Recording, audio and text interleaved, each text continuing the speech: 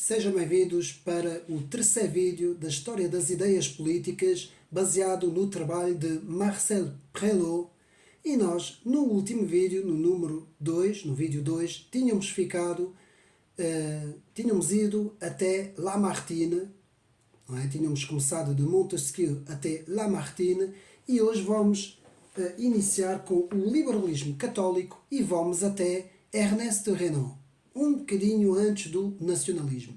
Vamos passar pelo resto do liberalismo e vamos passar pela reação, pela contra-revolução, indo até chegar, portanto, a Hippolyte Taine e Ernest Renan, que vamos acabar o vídeo com esses dois autores, e vamos então dar início com o chamado liberalismo católico, que tem dois grandes jornais, o jornal L'Avenir e o jornal Le Correspondant, que é o jornal O Futuro e o Correspondente. Esses dois jornais vão ser importantíssimos e vão ter um papel muito importante na história das ideias para aquilo que se chama o liberalismo católico. Então, o seminário Correspondant, que surge em 1829, é da Associação para a Defesa da Religião Católica. Portanto, começa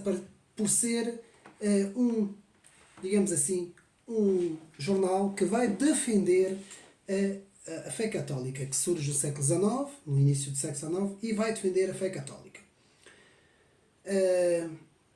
Serão publicadas muitas cartas nesse jornal e depois vai surgir em 1931, em 1830 até 1931, o jornal L'Avenir, que também ele vai ter um importante papel. E o lema desse jornal, do Avenir, vai ser Deus e a Liberdade. Eles vão tentar fazer uma junção do liberalismo, da liberdade, com a fé católica. E com isso, por liberalismo, nós entendemos uma doutrina política que consiste no enquadramento do liberalismo numa ética positiva, a do catolicismo e das exigências sociais que esta completa. Portanto, vamos ter aqui as questões sociais e a questão da liberdade a entrar no foco principal do liberalismo católico. Vamos a falar aí já no século XIX. Então, vamos ter como seu primeiro representante o Barão d'Enghien.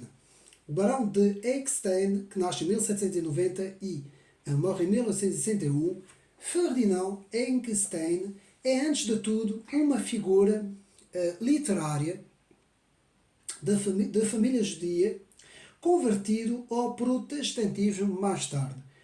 Depois, também mais tarde, se converte também ao catolicismo. Portanto, tinha um grande conhecimento do Extremo Oriente, interessava-se muito pelo Extremo Oriente e pelas doutrinas do Extremo Oriente, e publica uma volumosa compilação periódica intitulada O Católico. Vai fundar em 1829 o Correspondant, portanto foi um dos principais fundadores do jornal O Correspondant, em que vai ter os colaboradores Carnet, Cazel e Froissart e principalmente Montalembert, já vamos ver. Ele também vai ter uma grande colaboração no jornal L'Avenir e pode-se dizer que Einstein era então um católico liberal. E agora passamos para Lamennais, que é um dos principais. Lamennais, que é um nome a reter, que nasce em 1782 e morre em 1854 e que era um dos mais importantes do chamado catolicismo liberal, ou do liberalismo católico. Portanto, Lamennais tem dois períodos. A do defensor, que pertence à escola contra-revolucionária, portanto ele começa ainda com a escola antiga da contra-revolução, e depois tem uma segunda fase, que é, portanto, nessa primeira fase ele era, portanto, defensor do tradicionalismo, do ultramontanismo, onde publicou algumas obras, e o segundo período de Lamennais é a sua passagem justamente do tradicionalismo para o liberalismo. Aqui Lamennais vai teorizar o argumento do consentimento universal que, a princípio, joga a favor da verdade do catolicismo. Torna-se, depois, uma razão irresistível para acreditar na liberdade. A sua obra Progresso da Revolução e da Guerra contra a Igreja, escrita em 1829, vai ser uma obra importantíssima para compreendermos, portanto, toda a obra de Lamennais. Lamennais vai resumir o verdadeiro desígnio de L'Avenir na Apologia que escreve em 1835. Associar o catolicismo ao movimento social e ao movimento da liberdade. Portanto, tudo isso que estou aqui a falar é daqui do livro de Marcel Prelot, História das Ideias Políticas. Portanto, juntar todas as piedades, todas as humildades, todas as questões sociais, toda a questão de Cristo na lógica do liberalismo social. Era isso que via esses autores, Lamennais e muitos outros, que então estavam no chamado liberalismo católico. Portanto, o jornal L'Avenir quer a liberdade em primeiro, ao ponto de reivindicar a separação entre a Igreja e o Estado. Portanto, eles ajudaram no século XIX muito essas questões em França, essas questões, não é, da separação entre a Igreja e o Estado e tudo o que aconteceu em termos de separar a Igreja da política e também de todas essas questões que tinham a ver com as questões seculares, não é? O secularismo nasce também muito deste movimento do liberalismo católico. Depois virá a escola livre aberta para Lacordaire, Montalembert e Delacroix, que são que são os principais autores do liberalismo católico. Então, podemos dizer que as ideias mais importantes de Lamennais são as reivindicações das liberdades comunais, o que é preciso constituir, antes de tudo, é a comuna. Lamennais, isto é uma frase muito conhecida de Lamennais. Portanto, nas considerações do jornal L'Avenir, podemos ver o Livre du Peuple, escrito em 1837, o Livro do Povo, e o livro Parole d'un croyant, Palavra de um Crente, que vão concretizar a ruptura com Roma. E vai ser mesmo a ruptura do catolicismo liberal, do liberalismo católico com Roma. A frase fora do catolicismo, fora da fé, há a razão, fora da Igreja, há a humanidade, vai causar uma polémica muito grande no Vaticano e, com isso, vai haver uma condenação, digamos assim, da Sé Papal em relação ao liberalismo católico.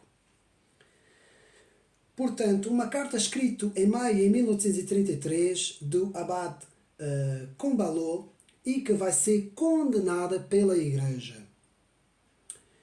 Depois temos então a chamada Escola Mérasiana, que é a continuação da obra de Lamennais e que vai ter alguns autores conhecidos. Portanto, tem mais uma vez a escola mérasiana e que vai ter como alguns autores Félix, Gerbert, Salinis e Combalet, que vão ser os principais dessa escola.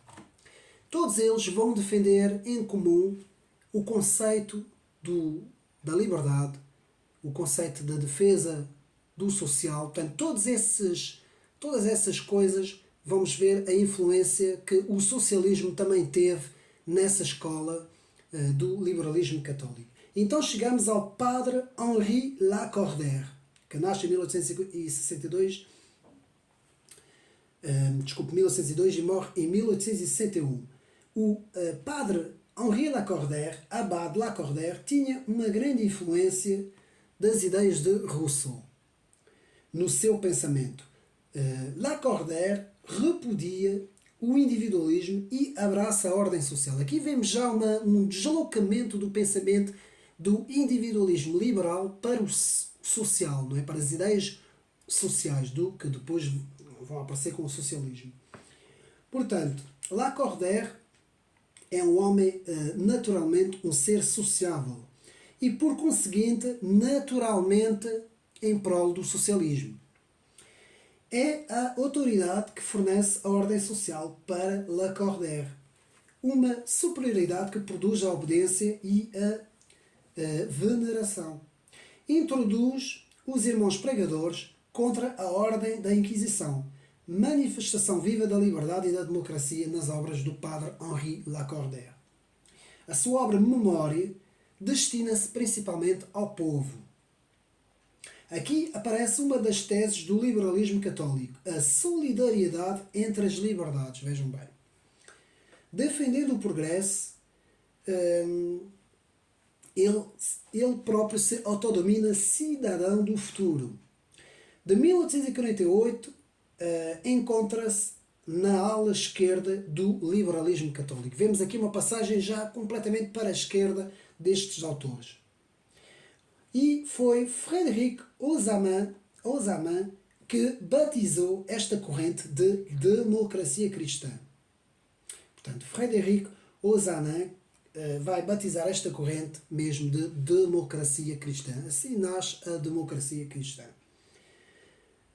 A primeira democracia cristã, com o jornal Air Nouvelle, Era Nova, que é o centro do realinhamento doutrinal e que é constituído por Lacordaire, o próprio Ozanam, Maret também, que vai fazer parte do diretório, Charles Delou, Charles de Saint-Foy, Laurent de Labour e Frédéric Arnaud. Esses todos vão ser importantíssimos neste jornal Air Nouvelle, que está completamente já um jornal completamente já socializado, digamos assim, já no próprio socialismo. E Maret, na revista e no jornal Air Nouvelle, vai ter uma importância muito grande. Rejeita a separação entre a Igreja e o Estado, era um galicano opositor do ultramontanismo. Pedimos a liberdade na educação, do ensino e da associação. Eram essas as reivindicações de todos esses autores. Portanto, o padre Henri Lacordaire, também ele importante no liberalismo católico. E agora chegamos já a Montalembert. Montalembert, que nasce em 1830, morre em 1848, e que foi, portanto, Charles de Montalembert, pertencente à ala conservadora do liberalismo católico, orador, cavalheiresco, intrépido, brilhante, mobilizou a opinião católica à volta da liberdade de ensino durante a monarquia de julho de 1848. Foi o chefe do partido da Ordem e uma das obras mais importantes que escreveu, Les Intérêts catholiques au XIXe século, os interesses católicos no século XIX, onde define a liberdade com tanta clareza e precisão. Uma das frases principais de Montalembert foi: a liberdade, longe de ser hostil à autoridade, só com ela pode coexistir. Montalembert assume o controle da revista Correspondant, vai continuar, portanto, a partir de 1855. E até vai lhe dar um novo impulso. Com a colaboração de Falloux, Foissier e de Broglie e da simpatia de Monseigneur Dupanloup. Monseigneur Dupanloup também foi, portanto, importante, Monseigneur Dupanloup, nessa obra do liberalismo católico. Madame Suétine e sob a direção de Augustin Cochin, o grande historiador Augustin Cochin, discípulo de Augustin Barruel, que vai também, ele no século XIX, junto com Montalembert, ter uma importante ação, também no Correspondant e também em toda esta frente que nós estamos aqui a falar do liberalismo católico. O liberalismo teve de facto uma importância muito grande no catolicismo nesta fase, no século XIX, no início do século XIX. Portanto, Montalembert, que vai lutar atentamente contra a política romana e do próprio Napoleão III, como vamos ver, e ao mesmo tempo contra a reação antiliberal conduzida por Louis Villefort. e os antigos discípulos de Lamennais. É dele ainda o antigo artigo de elogio dos parlamentarismos britânicos, que lhe valeu uma condenação a 6 meses de prisão e que depois lhe foi perdoado. Portanto, a reter, há agora a formação de 3 liberalismos. Vamos agora reter aqui para a nossa história da história das ideias políticas. Temos o liberalismo clássico, o liberalismo católico e vamos ter o liberalismo construtivo. Vamos também ver o que é que isso significa. O liberalismo clássico, Benjamin Constant, Madame de Staël. O católico, como vimos, Lamennais, Henri Lacordaire, Montalembert. E depois temos o construtivo, que também vai apanhar Montalembert, Laboulaye e Prévost Paradol. Temos agora aqui 2 novos nomes, Laboulaye e Prévost Paradol, que vão ter uma importância muito grande neste chamado liberalismo construtivo. Então agora vamos sair do liberalismo católico e vamos para o liberalismo construtivo. A segunda geração liberal, a chamada liberalismo construtivo. Temos então, nesta segunda fase, temos a alteração intelectual se centra mais na técnica do que no caráter ideológico. Temos aqui uma passagem do ideológico para o caráter mais técnico. Portanto, Albert Thibaudet, o historiador francês, explica que há uma quebra intelectual nesta segunda fase. De facto, aqui já começamos a ter uma pequena visão daquilo que irá ser na segunda metade do século XX, a chamada tecnocracia ou os tecnocratas, não é? Há aqui uma ênfase muito grande na técnica. Temos que também entender que o início do século XIX e depois do século XX, não é? São eras, digamos assim, períodos históricos em que a fábrica, o contexto da fábrica e da produção, não é? Vão ter grandes implicações nas próprias ideias políticas, tanto no marxismo, no socialismo, como também nesta fase tardia já do liberalismo. Então, são os chamados liberais do Segundo Império.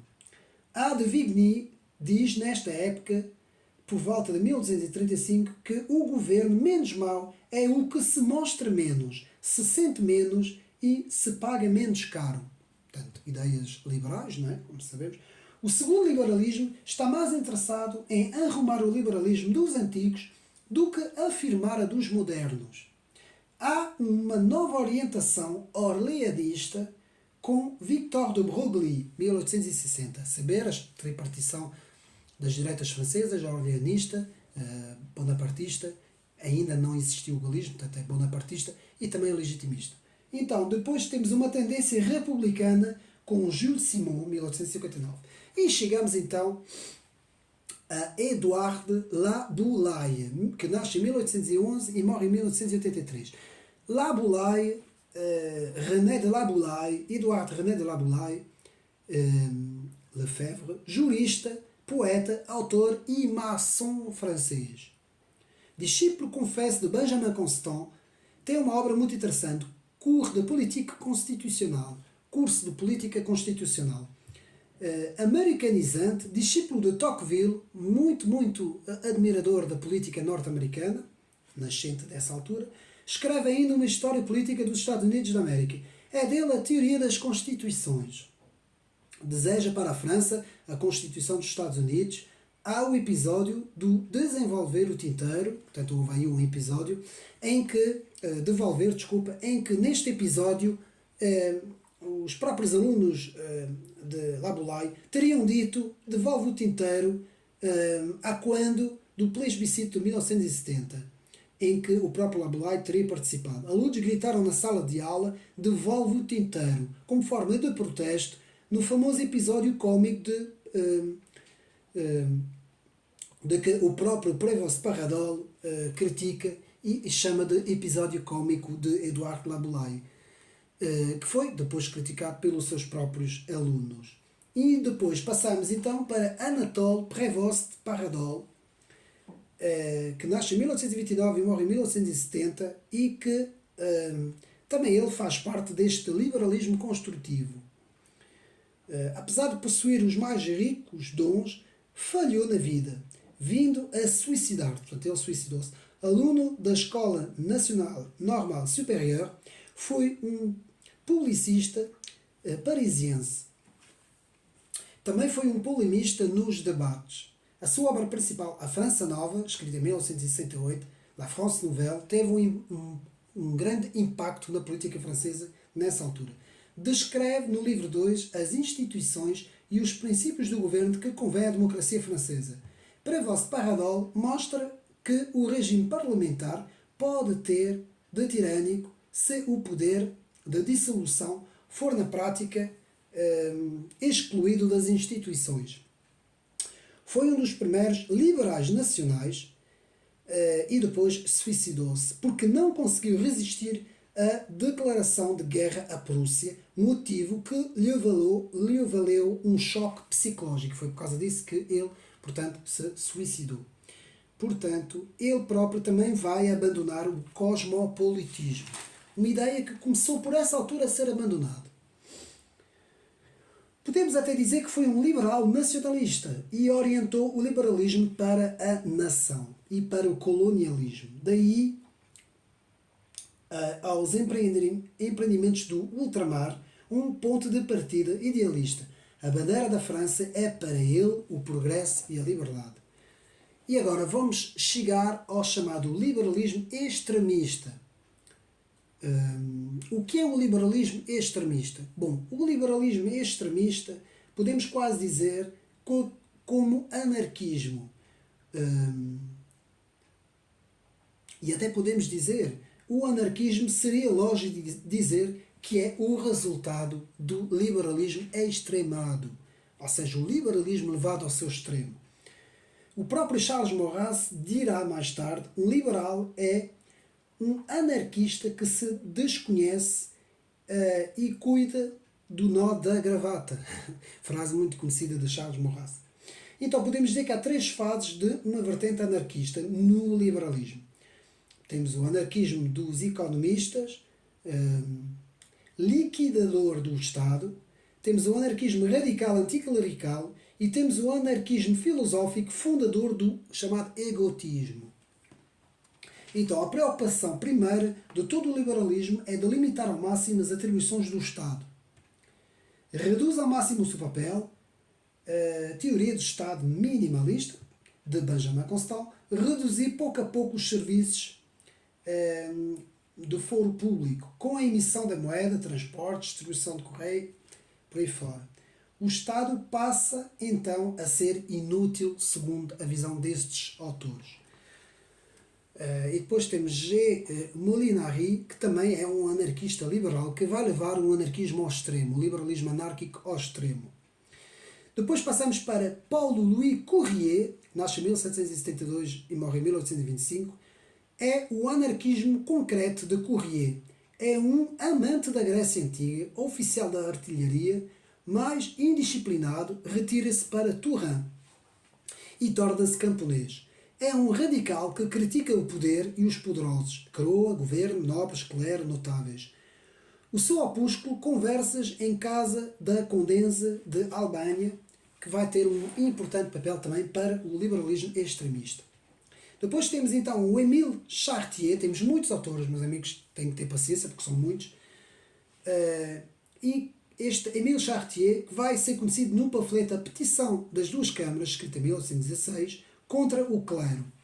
Proudhoniano vai-lhe dar ouvidos depois de ver as suas críticas. Ele próprio se torna depois um proudhoniano autêntico.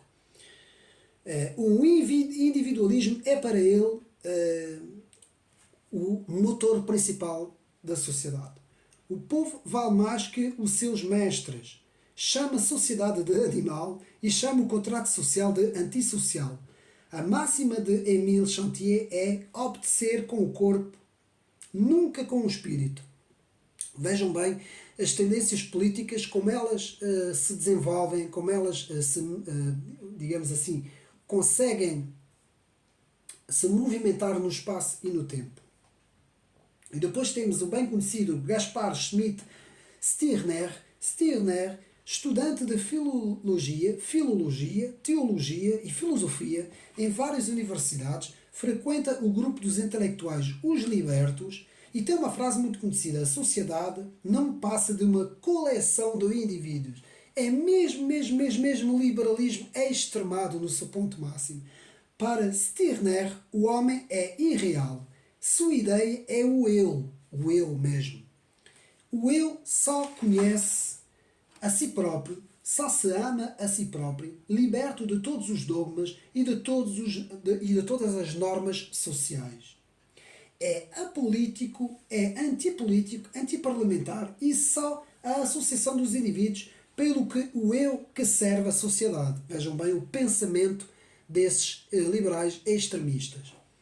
A associação tem para o fim o crescimento do indivíduo. Com Stirner atinge-se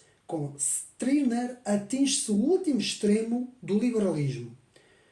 Este não pode ir mais longe, uma vez que o individualismo exacerbado leva o Estado ao nada. Será reivindicado também pelo anarquismo socialista, mais tarde, como vamos ver. Charles Rist pôde assim falar de uma curiosa associação e fusão entre as ideias liberais e socialistas em dois tipos de anarquismo: o anarquismo liberal e o anarquismo socialismo de Proudhon e Bakunin. Vamos ver mais para a frente. Portanto, melhor seria chamar um reencontro entre o anarquismo e a corrente das doutrinas antagónicas e dos cruzamentos impensáveis. O liberalismo está consolidado no início do século XIX. Meus amigos, isto foi agora para encerrar aqui o capítulo do liberalismo e entrarmos agora na reação política e intelectual. E a reação vai começar com o chamado absolutismo democratizado, em que vamos ter Bonaparte e o poder personificado. Tudo isso, toda esta ordem da história das ideias, portanto, eu retirei aqui de Marcel Prelot. Há outras ordens também. Portanto, Marcel Prelot segue um pouco a ordem cronológica dos acontecimentos. Vai focando a algumas correntes ideológicas que se sobrepõem a outras. Algumas vão ser influenciadas por outras, como é normal. E Marcel Prelot faz aqui muito bem isto. Jacques Chevalier, também ele, um outro teórico político francês, também em que se pode ver algumas obras de ciência política e de história das ideias políticas, principalmente na área da história das ideias políticas, também podemos ver com interesse as suas obras. Então, aqui vamos ter o absolutismo democratizado e vamos ter a figura de Bonaparte como a figura central. Portanto, o poder personificado. 3 grandes historiadores da época vão falar sobre este período. Alexis de Tocqueville, não da Democracia da América, mas no livro O Antigo Regime e a Revolução, o livro que não foi acabado. Depois vamos ter o grande Hippolyte Taine, que escreve As Origens da França Contemporânea, um dos melhores autores que escreve sobre essa fase da história da França. E depois Albert Sorel, que escreve A Europa e a Revolução Francesa. Então, o que é o despotismo esclarecido? Teoria política correspondente ao período final do absolutismo monárquico, tendo sido aplicada em Portugal, por exemplo, desde o reinado de Dom João I. A doutrina prega que o Estado encerra em si mesmo os limites do poder e que a autoridade do rei é suprema e superior a todas as leis. O dirigismo económico e a concentração principal através de estímulos da industrialização e do protecionismo, portanto, prefaz o despotismo esclarecido. Portanto, bastará uma responsabilização do poder através do cônsul Bonaparte e do imperador Napoleão para que o absolutismo esclarecido, democratizado, readquire uma extraordinária vitalidade. Portanto, Napoleão realiza, através da organização autoritária da França, o que o despotismo esclarecido tinha, digamos assim, desejado. Napoleão vai buscar a influência da igualdade nas ideias de Jean-Jacques Rousseau, que ele muito admirava, portanto, Napoleão admirava muitas ideias de Jean-Jacques Rousseau, bem como a ideia do pacto social, do próprio Jean-Jacques Rousseau também, como a soberania popular. Napoleão vai dar às ideias de Rousseau uma nova visão que vai dar continuidade às ideias da Revolução, mas, atenção, sem rejeitar algumas tradições e algumas instituições. Napoleão vai tentar fazer aqui a ponte entre o antigo regime e a Revolução. Bonaparte frequenta os clubes jacobinos, liga-se ao jovem Robespierre, retoma a graça ao, portanto, quando vai metralhar os realistas no adro da igreja de Saint-Roch. Aqui, Bonaparte, essa ação vai ser muito importante. Bonaparte vai fazer o elo de ligação entre a ameaça do regresso à monarquia e o recomeço do terror jacobino. Há aqui um equilíbrio que Bonaparte vai tentar fazer e, de certa forma, até fez. Portanto, Bonaparte vai apresentar-se como o herói das ideias liberais, a tentar agradar a gregos e a troianos, não é? Vai também agradar aos chamados ideólogos, que eu já foquei e já falei deles no segundo vídeo, o próprio Cabanis, sobriamente da Comissão e da Enciclopédia, vai fazer o elogio de Bonaparte. Pergunta: como é que os franceses, que acabavam de fazer uma revolução para serem livres, regressam ao fim de 10 anos a um regime autoritário? Ao contrário de Rousseau e dos revolucionários, Bonaparte vai ver na religião tradicional católica a força do reenraizamento da coesão e do meio da autoridade. Muita atenção, porque Bonaparte, ao contrário dos revolucionários jacobinos, não se vai opor à Igreja Católica. Antes, pelo contrário, vai fazer uma aliança estratégica com a Igreja Católica. A Concordata de 15 de julho de 1801 assenta o seu poder na primeira base da sociedade política. Imediatamente, Bonaparte elimina à sua volta todos os inimigos e aqueles que se impõem contra a Igreja. Bonaparte não quer a oposição, nem sequer a discussão contra a Igreja. O primeiro cônsul gabar-se-á de ter inventado a palavra ideólogo. Alguns dizem que foi o próprio Bonaparte quem inventou.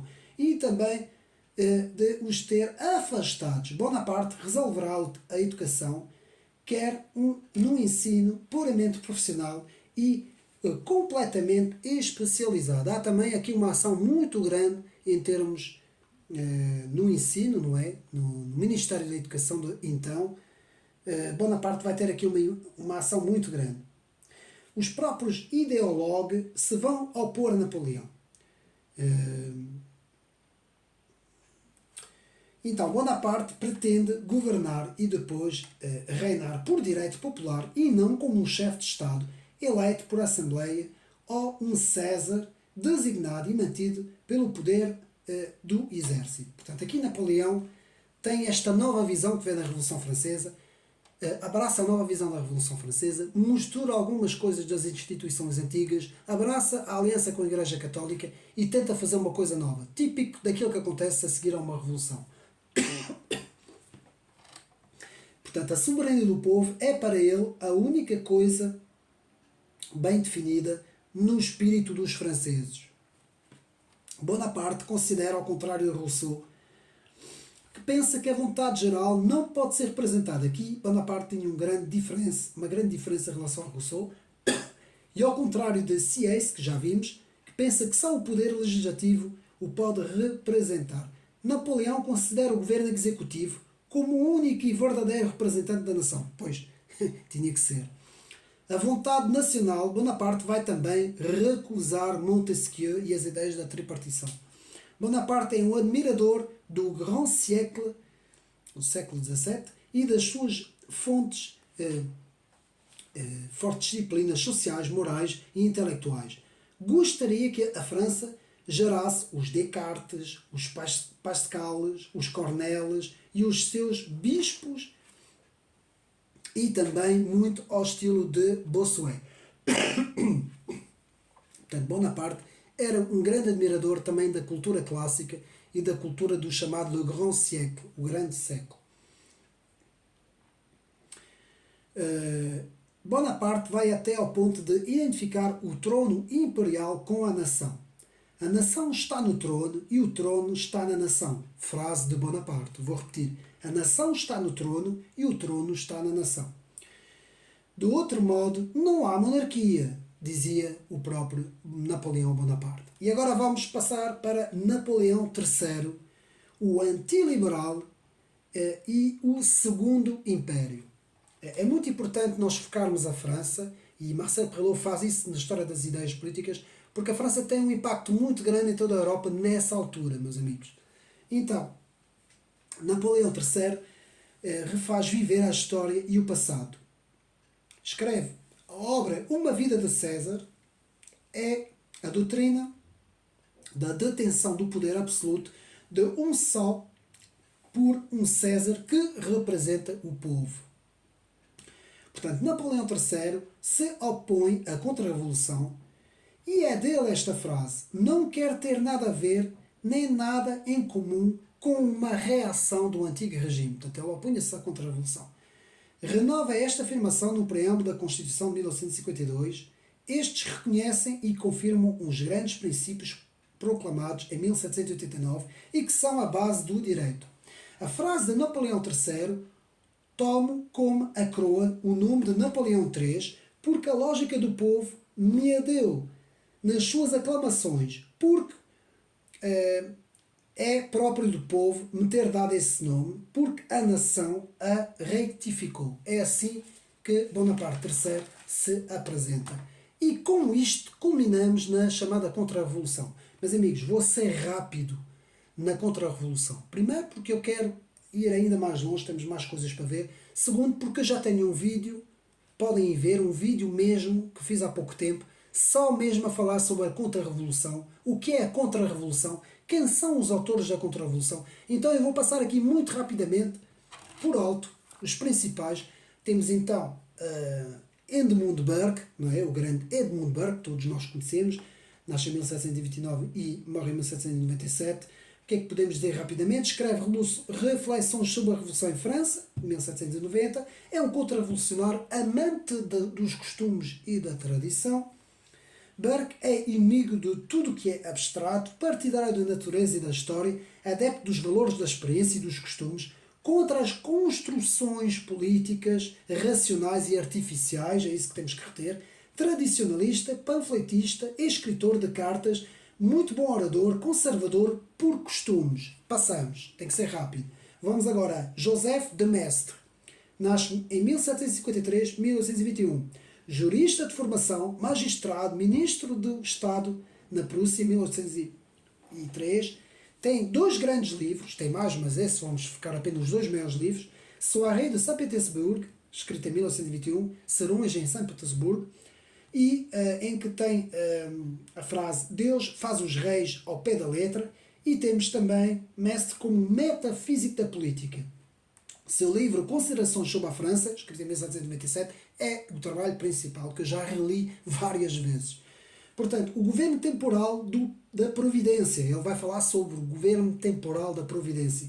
Vai ser, portanto, um chamado providencialista. Isto que temos que reter. A natureza é a vontade dos factos, os factos que são obra do pensamento divino que governa as sociedades. A Revolução Francesa é satânica, uma vez que põe o homem no lugar de Deus, mas nem por isso deixa de ser obra de Deus. Apesar de ser satânica, como dizia Joseph de Maistre, Joseph de Maistre vai nos dizer que é por obra de Deus que a Revolução Francesa acontece. Todos os acontecimentos temporais acontecem pela soberana vontade de Deus, não é? No pensamento de Joseph de Maistre. Portanto, é um providencialista que prega a providência divina, que assegura o governo da humanidade sobre o dedo poderoso de Deus e sobre o triunfo do mal e dos maus.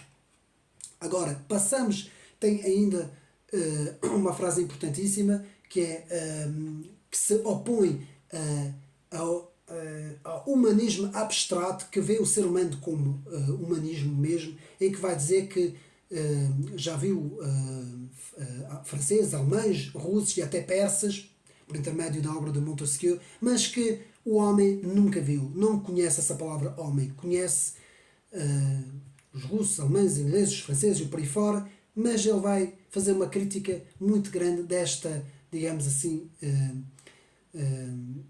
de fazer esse generalismo, digamos assim, do próprio homem, não é? Então agora passamos para Luís de Bonald, que portanto nasce em 1754, morre em 1840, que vai ser um pouco diferente de Joseph de Maistre, que vai ser mais metódico, mais sistemático, muito menos idealista, muito menos esotérico, como eu já tinha dito no outro vídeo.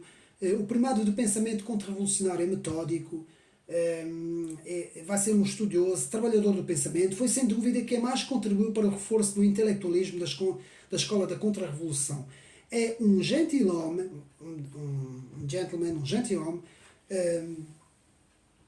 foi na juventude e até fez parte dos mosqueteiros do rei, vejam bem. A frase principal, uma das frases principais, aproximar os homens por estradas ou fronteiras não é o meio mais seguro de uni-los. Portanto, Bonald se opunha muito, portanto, digamos assim, a essa história de tentar unir as nações, não é? São os direitos de Deus que devem ser seguidos e não os direitos dos homens. O indivíduo deve ter deveres acima dos direitos. Portanto, primava os deveres acima dos direitos. Não há soberania que não a de Deus e o poder é mediador entre os homens a Deus. Vai ser o partidário da teoria do poder, a parte mais importante de Bonald.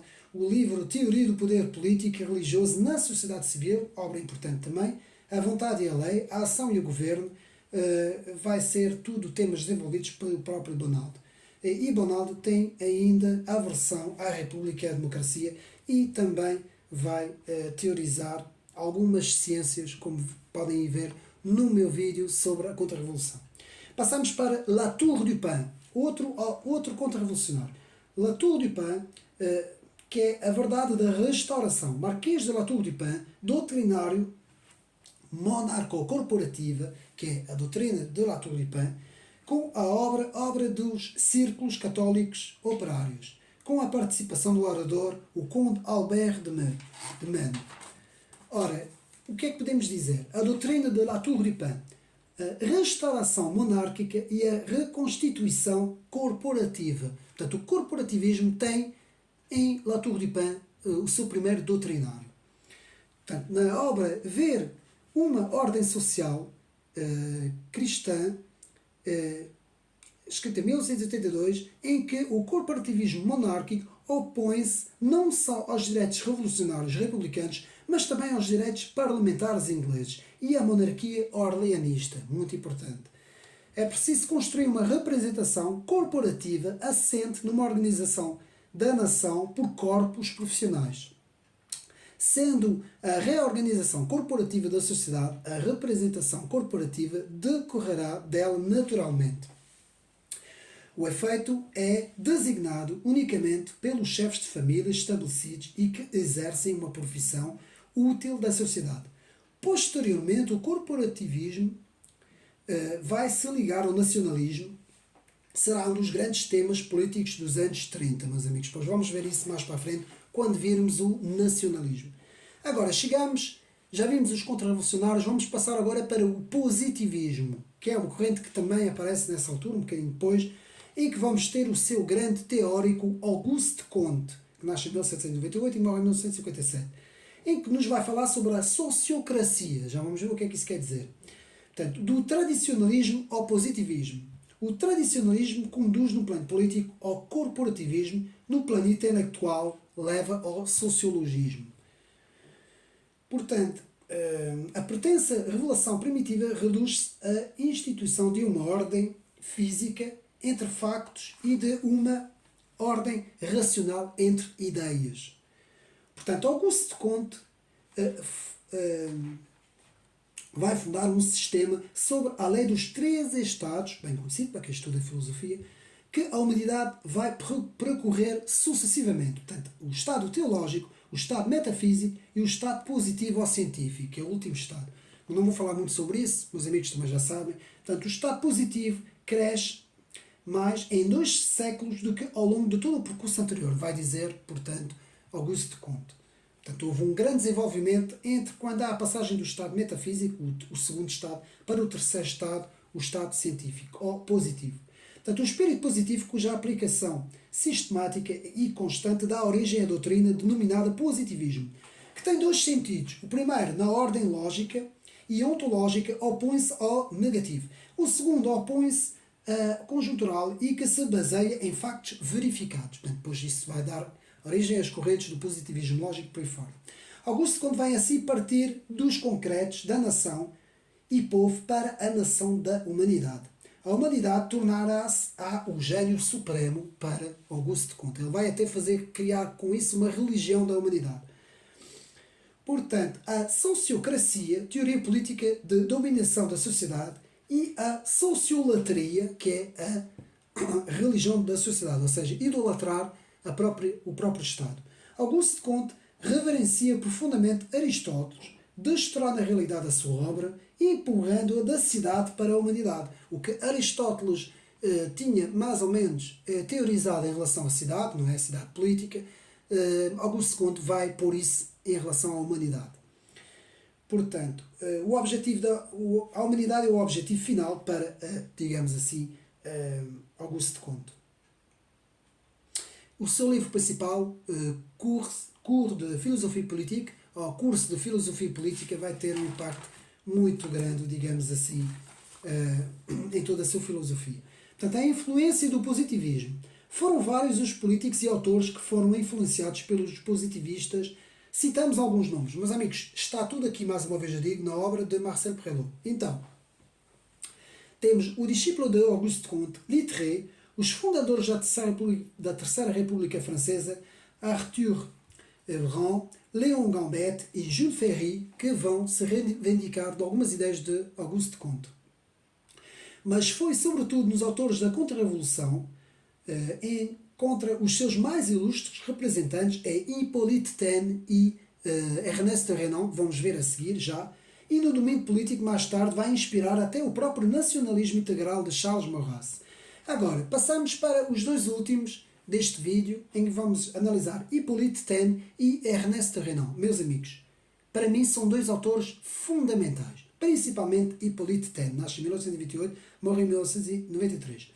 Porque Hippolyte Taine tem na sua grandiosa obra As Origens da França Contemporânea, faz uma descrição do antigo regime e da Revolução, os dois, e nos dá uma visão, de facto, de porquê que o pensamento contemporâneo francês é assim. Porque, e ainda hoje, há muitos analistas em França que dizem ser de importância máxima esta obra. Portanto, quem ler francês deve comprar essa obra, As Origens da França Contemporânea. Eu faço um apelo aqui em Portugal, sei que há uma edição Brasil, não sei se existe em Portugal, mas que seja editada essa obra o mais rápido possível. Portanto, As Origens da França Contemporânea. Se houver uma edição portuguesa, nos comentários, meus amigos podem me dizer, porque ainda não encontrei. Sei que existe versão Brasil, existe a versão francesa, que é o que eu tenho aqui em casa, mas não conheço nenhuma que seja mesmo aqui portuguesa de Portugal. Portanto, entre os intelectuais, a recuperação por Hippolyte Taine dos defensores da tradição e dos partidários da ordem estabelecida, entre os intelectuais franceses, o movimento contra-revolucionário data de 1876, ano em que foi publicado o primeiro volume da História da Revolução de Hippolyte Taine. O grande mérito de Hippolyte Taine é precisamente tentar transpor para as ciências morais os procedimentos e métodos das ciências naturais. Portanto, Marcel Prelot. Então, o livro As Origens da França Contemporânea faz exatamente isso. Portanto, todas as coisas provêm das forças primordiais: raça, meio e tempo. Vamos agora ver o que é que isso quer dizer. A raça constitui, no desenvolvimento das civilizações, um conjunto característico hereditário que a família imprime às gerações sucessivas. Meio é a humanidade acumulada nas origens, tradições, crenças religiosas, contos populares, as leis, tudo o que o modela as instituições. Liga-se ao passado, ao futuro e suprime, portanto, a morte das nações, suprema a morte das nações, vou repetir, e faz com que o homem se agarre à sua pátria. Tudo aquilo que está a ser hoje destruído é tudo aquilo que Hipólito Taine defende. E depois o tempo é a época que mantém as forças unidas, primordiais. A história torna-se uma mecânica psicológica. Meus amigos, todos os conservadores devem ter este livro. Eu, nos 20 livros que todo conservador deve ler, no meu canal podem ver o vídeo, eu falo que é um dos livros mais importantes, As Origens da França Contemporânea. O próprio professor Olavo de Carvalho não parava de falar desse livro, de Hipólito Taine. Ele era um grande admirador de Hipólito Taine e de As Origens da França Contemporânea. Passamos, Taine se vai opor à obra da Revolução e desmontar psicologicamente as doutrinas da Revolução de 1789. Está tudo dito. Vamos passar agora para Ernest Renan, 1823-1892. Meus amigos, se há alguém que definiu perfeitamente o conceito de nação, não o conceito extremista daqueles ultranacionalistas e daqueles nacionalistas étnicos, que isto não estou aqui a falar disso agora, estou a falar do conceito de nação para um conservador normal, para alguém que é conservador, deve definir, está na definição de Ernest Renan, que podem ir também no vídeo que eu faço sobre as três direitas francesas, em que eu falo sobre isso também, do conceito de nação, e eu vou falar sobre o conceito de Ernest Renan, em que podemos ver Ernest Renan foi um mestre da eloquência e da arte francesa. Opõe-se contra os igualitários e os anarquistas. Opôs-se muito contra essas visões. Sua obra História de Israel, muito interessante, é uma obra em que faz uma descrição muito interessante em termos de história. No seu famoso discurso na Sorbonne, a 11 de março de 1882, sobre a questão controvérsia de que qu'est-ce qu'une nation, o que é uma nação, Ernest Renan nos diz: a nação é uma alma, um princípio espiritual, constitui-se de dois elementos: a posse em comum de um rico legado de recordações da história do povo e o consentimento e o desejo de viver em conjunto. Está a ver que ele aqui não fala na questão da raça, não fala nessa questão, ele fala na questão de um povo com uma história em comum, com uma vivência em comum, com uma cultura em comum e com um desejo de viver em comum.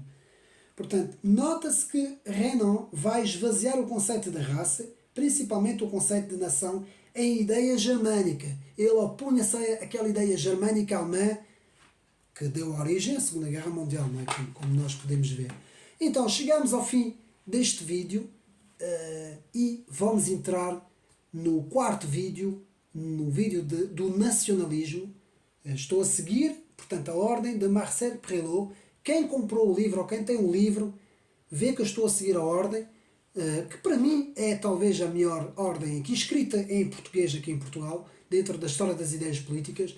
E no próximo vídeo vamos então ver, vamos entrar no nacionalismo, depois vamos entrar nos socialismos. Há muitos tipos de socialismos, que depois foram divididos em várias correntes. Vamos analisar tudo isso com os autores todos, meus amigos. Portanto, não percam os próximos vídeos que vamos fazer. Espero que tenham gostado de mais este vídeo. Meus amigos, é importante estudarmos a história das ideias políticas. É importante sabermos as correntes, entendermos os autores, saber quais são os livros que eles escreveram, não ficar preso a uma ideia, analisar várias ideias, tentar perceber o porquê das vezes as correntes se misturarem umas com as outras, de haver essa complexidade, digamos assim, entre as correntes de pensamento. Tudo isso nós temos que saber bem o nome dos autores, são muitos, há muita gente, mesmo assim o Marcel Prelot passa muita gente, okay? Ele podia falar em muito mais gente. A importância da França na história das ideias, muito importante. Portanto, os países principais, a França, temos a Inglaterra também, a França, como é óbvio, temos um bocadinho a Alemanha também, e só depois é que temos os Estados Unidos, praticamente só no século XX é que aparecem nomes, assim como outros países. Portanto, portanto nesse segundo volume, atenção, porque no primeiro volume temos outros países, temos a Grécia Antiga, temos a Roma, temos a Itália, temos outros países, mas aqui o foco no século, portanto, 17, 18, 19, e até século XX, a França tem um peso muito grande na história das ideias. E é isso que nós temos que perceber.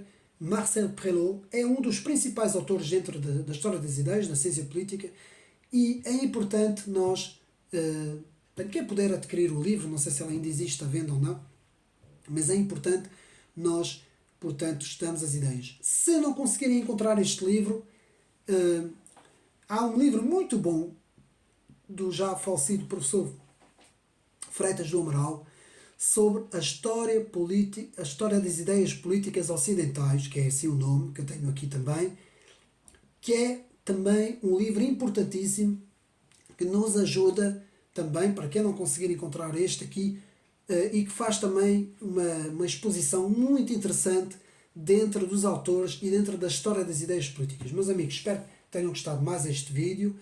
Um abraço, não percam o próximo vídeo, o quarto vídeo, em que vamos entrar no nacionalismo e depois no socialismo. Um abraço e até uma próxima.